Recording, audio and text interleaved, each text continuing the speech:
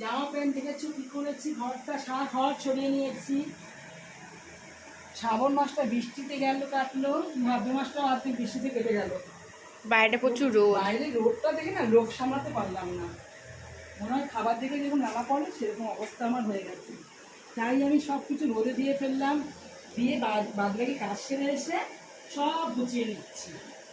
কি করব, রোদে দিতে আরাম, গুছাতে গেলে কিন্তু খুব কষ্ট, ভালো লাগে না তখন।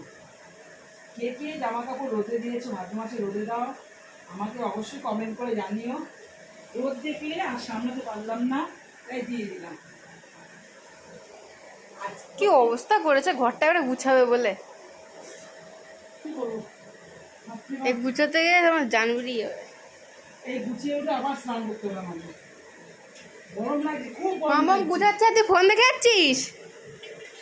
হ্যাঁ, হেল্প করবে, সে হেল্প করবে না। ফোন দেখে যাচ্ছে, একটুখানি হেল্প কর। কে কে জামা কাপড় রোদে দিয়েছে বন্ধুরা কমেন্ট করে জানিও আমাকে। আর আমি একা করছি, দেখো ছাদে দিয়েছি, ছাদ থেকে এনে এনে রেখেছি, রেখে একটু ঠান্ডা করে আবার গুছোচ্ছি।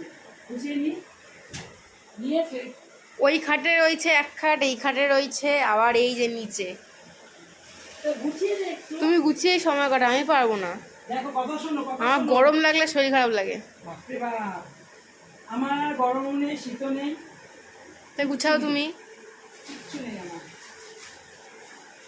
গুছাতে থাকো তুমি, তোমার শেষ হবে না গুছানো, এত গুছায়।